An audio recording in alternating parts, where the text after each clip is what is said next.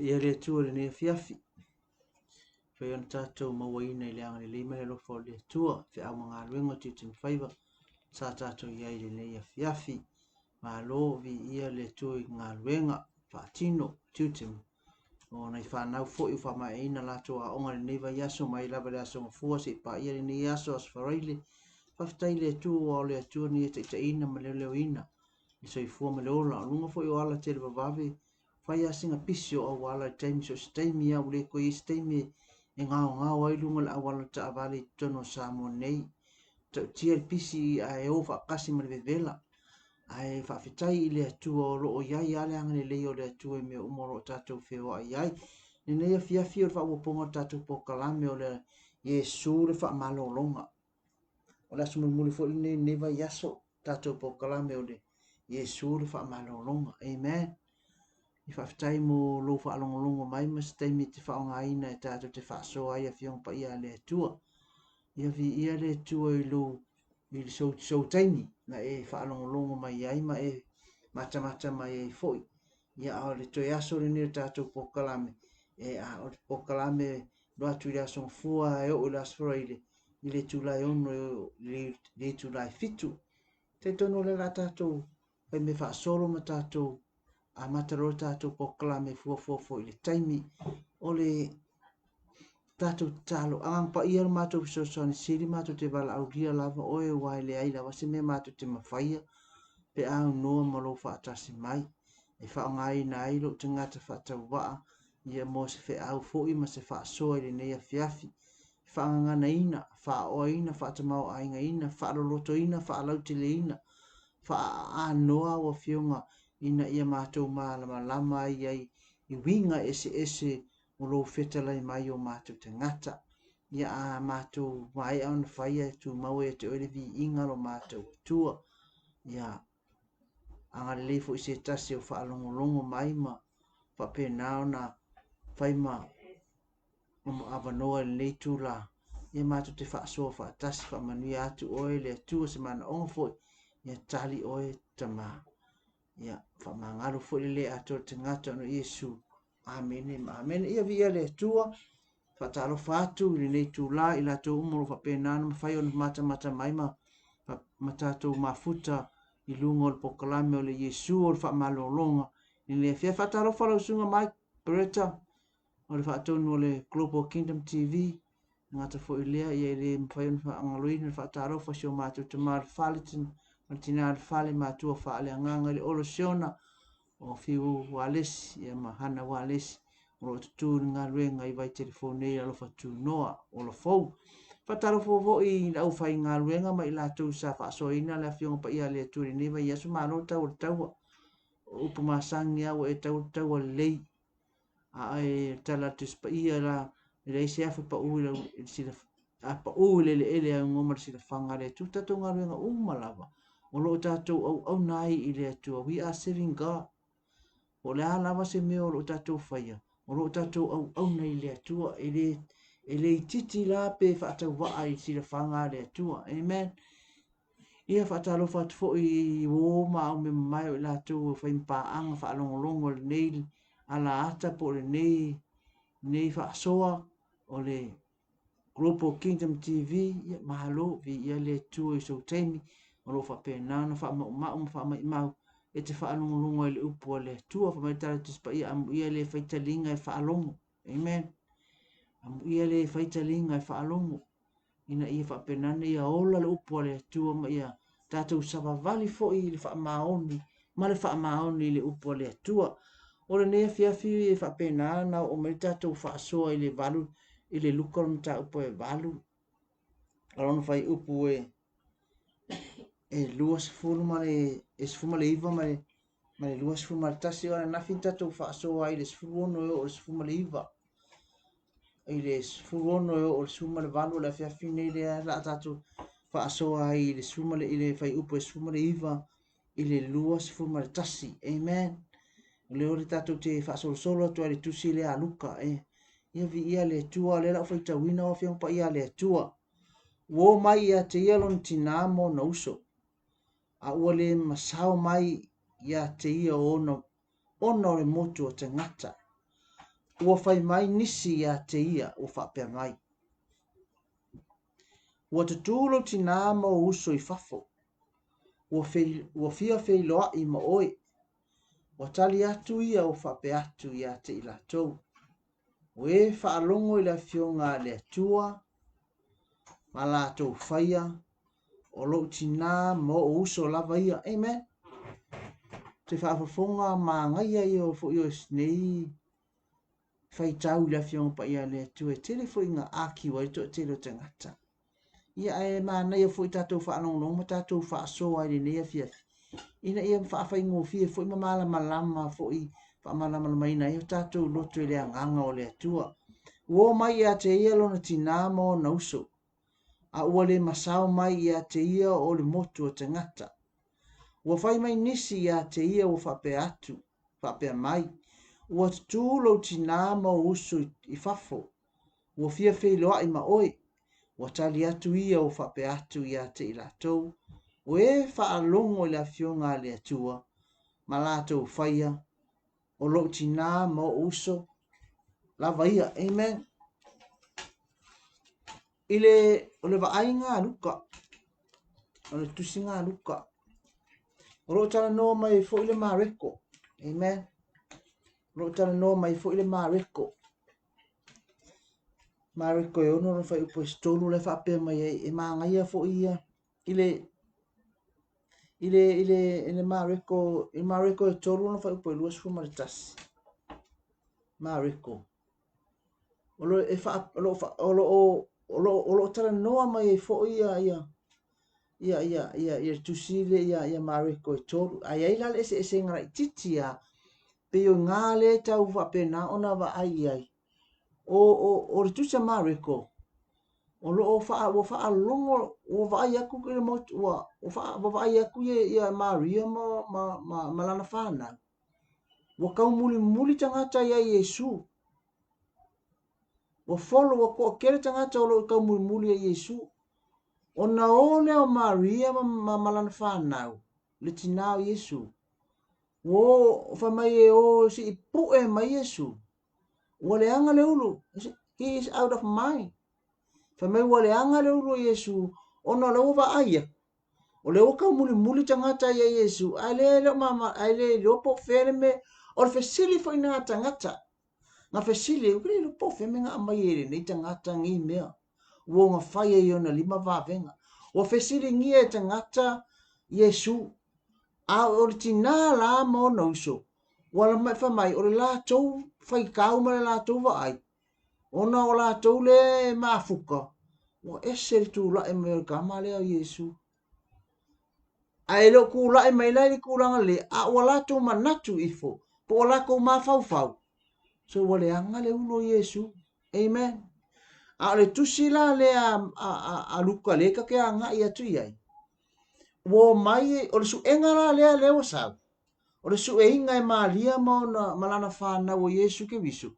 Ai sa wo mo ko I kumba ko mo le fale.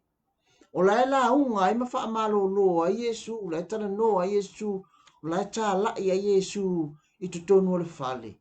O lo tala no a Yesu le malo le atua. The kingdom of God. Le ai kau fa makala fa longo. E wakula Yesu Maria malana fa na we su e Yesu. Ele ma le wala ko I lo le ko kongo le fale Yesu. A le mele tupu. Ele o mafai ona sao fia I tutonu. O nga wapoloka po overcrowd le mea. Wapoloka kui luma. O ngala le loa mai le tangata. Le tina po Maria mo nauso. Maria mauso Yesu. Le ifafo. Whaapea lo le Yesu. O lo tina malo mauso la su e mai oi.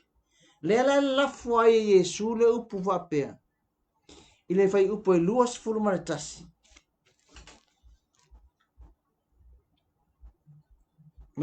O e whaalongo ile a fionga le atua ma lato whaia. O lo tina ma lo uso lava lea. Amen. Ai wa aila iai. Ile winga wha tina. Po le winga wha le tino po o tātou tangata. Wha tangata. E mawhai ona au mai e se mawhau ngale. Oh, kasi le mawhau. e mawhaina sa i le tina whaapea, o whangau o e kaukala mai whaapena. E ei fori kei me whaapea li tina, awange e koe kaukala whaapena, e mai a kia, e sa, winga whaatina whaatino. Amen. E le kei me whaapea i fwai le tina i lona manatu oka se whaamaua lunga o lingika mai kiki. Wa kausi wa ola, wa whai lima, wa whai vai, ai whai mai, olo ele olo ronga ti ole tin olona ole tangata e fa longo ma faia fionga le tu olon tinganga pe wa kau a mai ile langona foi ngale o te ena Yesu lona tu lona tinai lale tino. Amen. Ai va ai olo o ngele lulu seito olo o yai le tanga fa mai o isi sapa u le pala ile wala o isi sai le papa a oisi fo ina pa u ba atasi le male vao tui a oisi seiko nga pa u ele lei o ele leila le fa tatau ile tenga tai fa alongo e upo le atua mafai nga mai o lo tina ma lo uso o le tenga tai fa alongo mafai. Listen and to put into practice le ngato le fa alongo ile upo le atua ai kango e wha mingoi ma kango e apalai longo langa. Ina ia ola. Amen. Lea la waku e Maria ile taimi lea. O lea o aku. Manatua ile mata upua le valu. O lo tala noa ai le lulu seito. O ana nafilenta tu tala noa ai le la mepa e tuu ilunga o le tuu ngā la mepa. E le mawhai o ngā kuuinga ilalo. O le ato le malo le atua ma le upo le atua. Wa kakau o nga whaailoa pe wa tatau o na whaalau tele e le kakau o nga koe nā tia ai whaangai o e whaangai au. Le la aku Yesu ia Maria mo no uso e sue Yesu mo. Ona o le manatu lea o Yesu. O whaale kongulo na mawhau ngai tana no mai mareko. Peitai. Ua o le teimi e whaalau tele ai le malo le atua. Ua o le teimi e whaailoa ai le malo le atua. Ua o le teimi e ua kakau ai on tātou tūlalai e whaailoa le matautia ma le sisivi ese o le atua lea e au na iai. Amen. Lea lai waku, i le tala le aluka, e waku, ai poloka mai e le mawhai o na Saofia Maria mo na malana whanau. I te tonu ia Yesu Keriso. I le Ioane e ono ron whai upo e lua sumatas. O le Ioane e ono whai upo e koru o ngā ngai ta umai e ingo o uso Yesu. I la kou ia lenga o e su e ia Yesu. O Maria, o Joseph, o Jacopo, o Jose, o Yuta, ma Simona. I la kou ngā vaifo le mareko e ono whai upo e tolu. O nganga iai no tangata po Maria ma malana whanau sa lato su eina. E le ngata la o uso. Ai ngai iai fo i matoa whawhine o Yesu ngalako wo. Amen. Longo winga e ke le e taua ka ngaka nge o Yesu tino ainga. Ona ele i mawhaina alu lesi ai kuu lesi o la kouia nga o umale ainga. Se i kau su e le kamari ne o Yesu po o wheme walwe. Ona o la toma natu. Ua whaale tonu lo na mawhawhau peitai. Ua o le teime whaatu la ia i le atua lana ngā luenga na appointa ilo na alo Yesu Keriso. Amen. Lakulo la ia o Maria ma kama. Le mawhai o na Saofia i tutonu. Ai mongo averori fe au i le tangata la laka ia Yesu. Amen. Ke lo o i le tino. O i le tino. Ai mai se aka kou sa mua, e mua a inga. Amen. Po le a lo pisi lo ofisa, po le a lava le lo pisi i au fe au maunga luenga, ai luaku lo mai lo sa lukinga, e ko uma uma, ai alu e wha fei loa i lo tina. E ke wha alongo loa, lawa sau le tangata, o lo a inga. Po le a le kiu ako tangata i lo ofisa, e ku uma mea ngā ai whaamomolo ainga. Amen. O mea ngā o ata ngā le tino. Amen. o atanga e kauma ngai por le process ale palangi first come first serve a o sa mo ia e se a mawai le ko inga tanga ibe o fo ia peke fai mai o oer Cristiano amen ele o mafaya o nga ave se ina le tulanga lea ono le so tanga le toto e mafanfana le eve mai tala masangi e mai e mamafa le toto ngai lo le vai le la ngona ina e Maria le mea lea o lana tama o le so tanga i le tino paiolatico amen o le tino ai ona o lea wa ku lai Yesu o ia o le atali o le atua the son of God o ia o le spirit o le wa tala noa fa le nganga amen le wa tu lai o ia o le atali o le atua le wa kanga fa mafa le upo le atua po le tala le leia le atua o ngol mana ongo Yesu ke biso le anga o le mana ongo Yesu ke biso ia ka ko maua le malo le atua po le kingdom of God amen o le biological family po le ainga fa le tino ta mama le tina uso to fa e le o fa pe fa e le o fa le anga ina e le o fa lea o ngā ina Yesu lon so tanga whaletino, lona tina. No, e le ai. A ua whao ngā Yesu lona tina, se i kuu ai pe ka put in action, pe put in practice, le a fionga le atua. Amen. La ngā aiva ainge iai, e le o wha lea o ngā ina e Yesu lona i tu tina o Maria.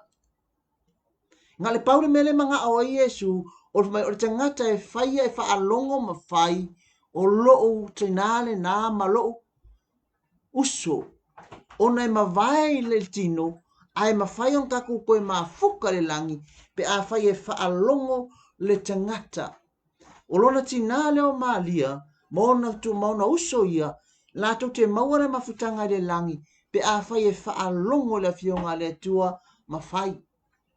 Amen. O whelan me silia to your first priority po o kako wha mua ia kakau ana tātou wha mua ina le atua malona fina ngalo.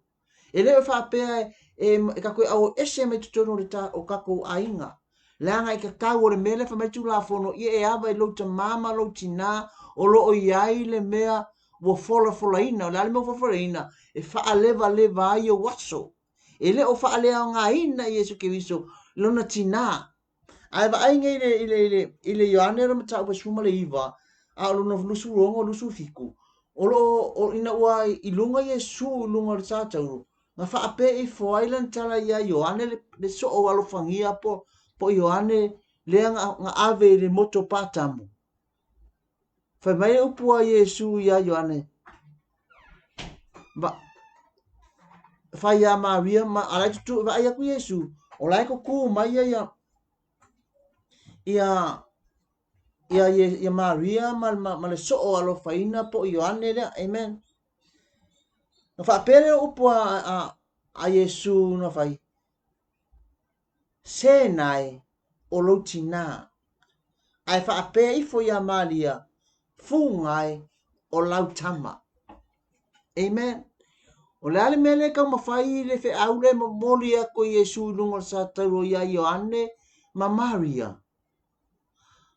Ona e pele le loto o Maria le lana tama o Yesu a lewa whaatautawina waka ape ka ngaka alai ku mai ane tina le e whape ngā winga le tina alofa moni. O a whawhita uli o a whita iai e le mawhaina alo e ese a langa iwa masino tau avina. Na te langona ina le mawhanawhana o le teimi uma e ka oko ai le whakawhaka o lantama. Amen. Ai wa ai aku Yesu o reko kuma ia le tangata e ta ua ia Ioane le soo alo whaina. Ma Maria lo na tina le whaape fwai se nae o lo tina fu ngai o lau. A o le mea le e tupu. O le kauma whai o Yesu ke wiso, se ia wha mala maina le malo le atua. Amen. Lea la fa mai le kala i ane le suma le iwa fai pulu ia ne suma le fai pulu o lua fiku. Ngā o le mai li kaimi lea ngā ave i o ane Maria, ma kausi Maria ono le fea ngai ngā pole upo Yesu ke viso na ngā fai mai ai a o iai o iai lungo le sātau. Amen. Ai, o le mea la lea tātou te lea kako ke tala noa iai le afiafi nei. O le fe au le tamo fai e tau e whaapena ona tau moli o lau wha mua. Amen. O lau wha mua. O lau wha longo le upo le atua ma fai. Amen. Langa iei keimi ka koke le sta ia tātou mātua. Amen. E foi keimi ua kako wha longo ia kako mākua. Au kako le fai ai le fina ngalo le atua. Amen. O le tala tu spa ia ia vai lo tamama lo tina e wha leva ina ia waso le nu o fo ina ia ovalo atua ia te oi. O le mea ngai kaunga fai so se ka mai kiki, so se tangata ola e na whanau me le manawa o lona tina, o le tu la fono sili lea o na tāua i le so tanga o le tangata, o le awa i mātua. La meta tu spa ia mā lai ar tangata, na te tau ngake kau mama ina, pe ngake lea ana inga lona ta mama lon ki ngā, dishonor his father and mother. Amen. Ai atala noa loi le afionga pa ia le atua o le me sili na tāua o lou whaalongo le upua le atua mawhai. Amen. Langa isi kei me tātou mi ai leo langa wala awino le tangata ona mātua, ona o taitonunga. Amen. E iei te me wala awina ai, o e wala awina ia. Ai mawhai o ngā kau fia o ka ko wala awina, o ngā le pule a tātou mātua. Amen. E laku Yesu e fia ingu i le vai. Lai ngofo e le tina, e afe ifo le vai Samaria, o lai ngofo e le tina, e fai akure ti Yesu e o mai le vai, ai fai mai e whaasa. Amen. E le mawhai ona fe ave ia mea iutaia ma Samaria. E whapena fo i nisi ma ainga. Lai aingo ngofo malesa. Lai ngofo ale nei te meo o malekemingei o lai ai leo fe ave ia leo suia leo langa tuai lai ngofo ai. Ona ele o mawhai ona lato utalia ina le upua le atua ma fionga le atua. Amen. Ona o le lato utalia lunga pio le kali le tina whai mai o mako sa mako kapua i maunga le la. O le vai lea na ele le matu tama. Amen. O tanto nunga o kawa le ngata o mea tō tino o mea ngā ola i whai i tūmaanga.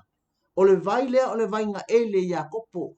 O le ata o tūmaanga e māsangi ai. Wale e kere o mawhai a e le mawhai o na ave e kako ese mai ai. Amen. O le maunga le la na tapua i ai o mātu tama. O karikongunga sa iai asola le manga oa e continua o ngā ave aia a ua fio mai le kore ako a ko au tantununga. Ka lele o mawhai na suia. Sao whai ai i Yesu mo kalangoa martina o i nganga whai loa Yesu wha a pea lei o upua i tina. Ua oi loa nei. Ua oi loa nei o oi o le Mesia. Amen. Lau kako mai wa kako ulo ina, leo kama whai loa o le Yesu o ia o le Mesia. Wa kako so o kako so kai wa kako o maua le kako so tanga asa suli i le malo le atua. Ai ka fiofia ono tātou tentununga i mea sa ola mai o tātou tua a. Ia ma atua sa kapua ia i o tātou ainga. Amen. O sa moa ma tātou kako ke tata ma maua. Kako kaka ma mau tentununga. O mea sa whiola i whai o tātou tua a. A e alu whai lai tanoanga i te tonu a inga. a kala ngoa ngi a inga fa mai I o mea le sa mai ei kawan kako awangi kako ese mai ei o mea ia nga o mai o tatu matuo o matuo o tatu matuo e masai no walu tana noanga ainga so tina o so tama te matai ei I o upu ai e fai mai amen e kau moli e kua le te aua le tua ini so tein ai fa apea mai ia I o mea nga o mea ia sa kakfeola mai ai o le kale sia le ta kakfeola mai ia nga ko wo ai amen e le fa le nga ina nga luenga le kale sia sa kaku le nga kako uma sa kaku o mai uma mai mente mainline churches e kale sia kele e fakasa metutisi pope ko kele ta tole ka apenge ma ka ko wo ka ko o masa saur ka ko wo ngole ole e I afionga ne tua ai sa ka ko mai ya istila me pa mu titile amen ai anga le ai le la me palanga ele ma fai o ngala kele le mala malama le ma fai o le ka ko ku ai amen ina ua fio I fole nganga ole tua ma fa mala malama ina I tatou amen e saula malia lai poloka ku I poloka ku luma tangata ele I o ya Yesu amen e fa penale tangata e ola le tino ya o le tatou a inga le tino e ele me ngaka ai e ye longa ending amen a ole a inga ole tua le fa mai Yesu nga ole fa ye le fina ngalo le tua nga ole fa alongo ma fa ye le fina ngalo le tua o lo tinale na ma lo uso amen le waka kala Yesu ke biso le ainga lea o le ainga le tino le kala ngo ai malia le nga ia koi malia le nga fa ia ko tangata le ia Yesu ai fa mai Yesu o lo ainga o le tangata e fa ia le fina ngalo le atua fa alongo ma fai amen o fea ngai ke ngofo ai le tulale ne o fea menga ia ilo fa ma fai le tulale ne o le ainga I lalo nei po le ainga le langi le ka mo fai a Yesu Kristo o le ainga le langi o le ainga o le atua o le whanau o le atua o whanau o le atua I te ina I le anganga o le atua a o I lako uma ia e fai al fina ngalo o le atua o ka ngaka ia te ina le anganga o le atua o I lako I le whama Yesu Kristo nga o e whaalongo ma fai le afionga le atua e le nga o le whaalongo longo o le tangata e whaalongo ma fai a e whaalongo ma fai o oe o le atali I ma la fina o le atua o oe o le uso Yesu o le suli nga e va inge le loma lom ta upo e loma e valon fa upo e sfuma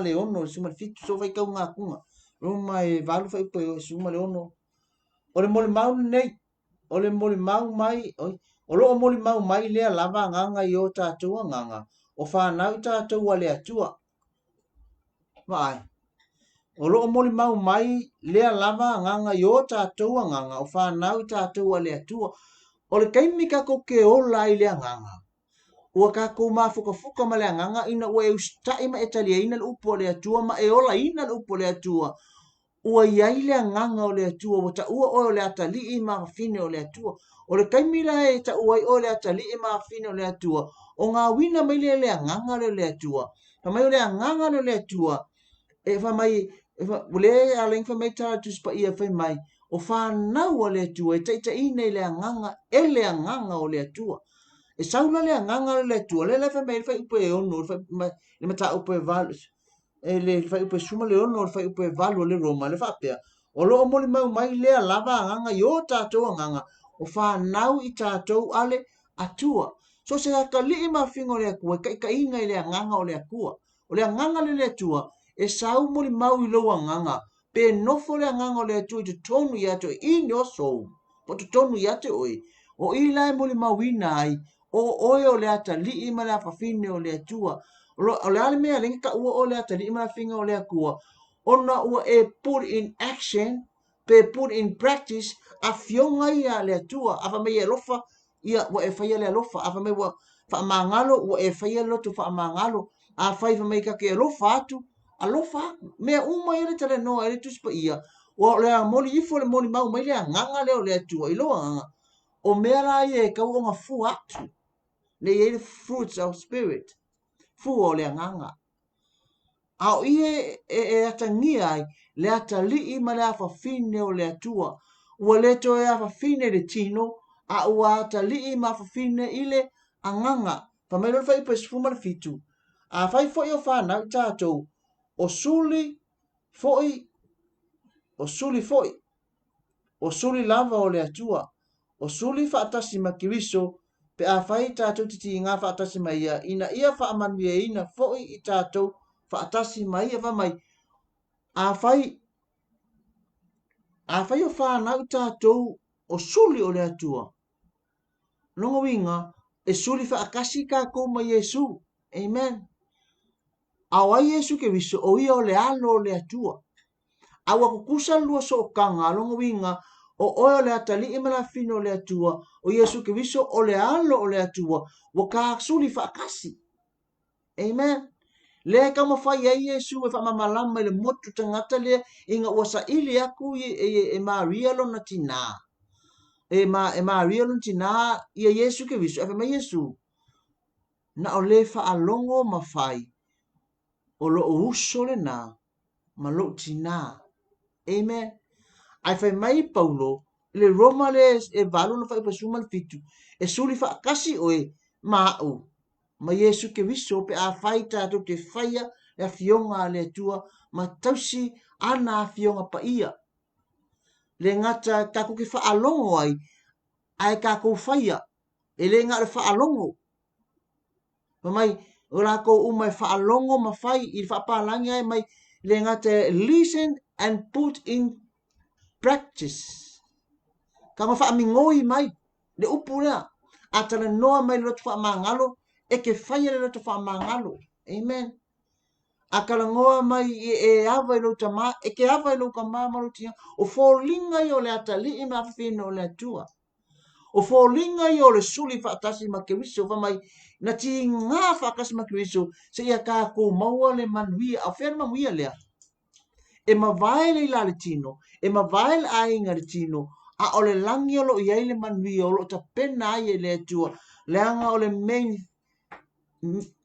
mesa te lea Yesu ke wiso i langa misiona o le kingdom of God o le malo o le atua a o le malo o le atua o lo ta oto ai manuia ia le manao Yesu ke wiso e whailoa le ngata o lona ainga o na uso a o ta ngata lau tele o so ka ia i lako i le kau mori mori inga o le upo o le atua se ia lato malama lama mawha malama lama ino lato mawhau fau e le o le tino e le o le ainga le tino e ngata a o le ainga le langi o le ainga e whaau au au amen a le ainga le tino e mawhai ana umalalo nei e le o whapeo whai atu e whaalea ngā ina lo tātou ainga i le tino ai o le upu a le atua ma le whiau a le atua ia e mamalama ma ia e iloinga ia whaisau whiwhiringa le ngata e ia ngoi mai ma ia ola mai le upo le atua i lo olanga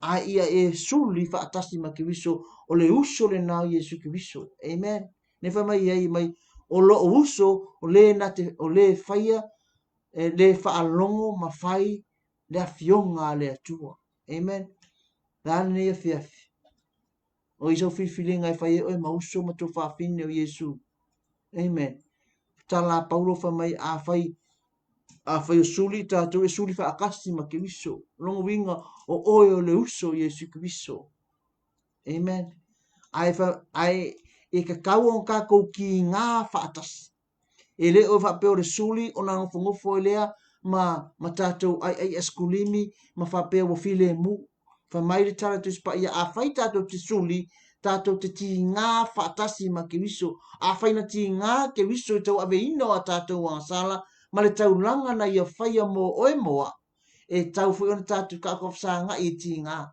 e le o se ngā luenga e le so longa le lei pea mea uma e iai lu tau e ai whaafi tauli e ai ti ngā whai mai ia tātou ti ngā whaatasi sa ia kako maua le manuia o le malo le atua. Amen.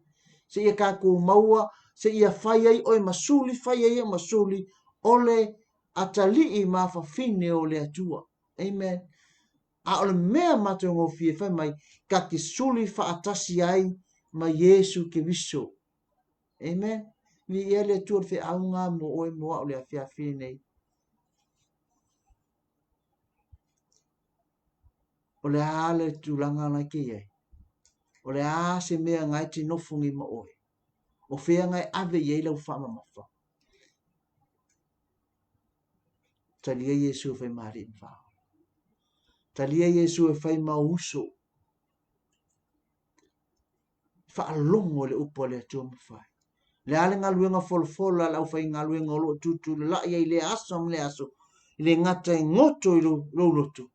Ai whaami ngoi ma ia ola le upo le atua pe tara te whingpa ia le atua. O lo ola a fionga le atua e matua a ola fo.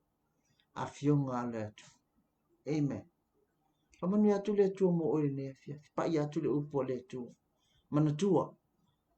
E ma vaero tatu ai ngari tini. Ale ainga i lalenga. E a mata nei. Ai o ai lumo le atua ma le ola e whamama. Anga le oi le atua le ne afia. Pa ia atu pa ia ni pa ia fo au. Loa nganga yo lato loto mai matou. Ia matou la ngona ina.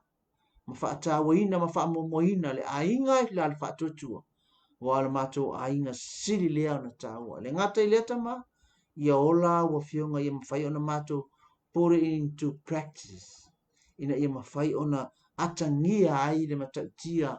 Ma le siri ese o le atua i le olanga. Ia whaamangalo le atua alo whangia. Pa i atu pa i ane pa i fo so se tasi o maua mai le nei wha asoa. Ia iailo wanga. Le whaamanuia oe le atua le whai unga le nei wha iaso. A o iai fe au manga luenga tutu mwhaima tangata malana o lo tu la iai. Toi fe loa i fo i lava iaso le li ie avi ai so matou wola. Ono Yesu ke viso. Amene ma amene. Praise the Lord. Hallelujah. Amen.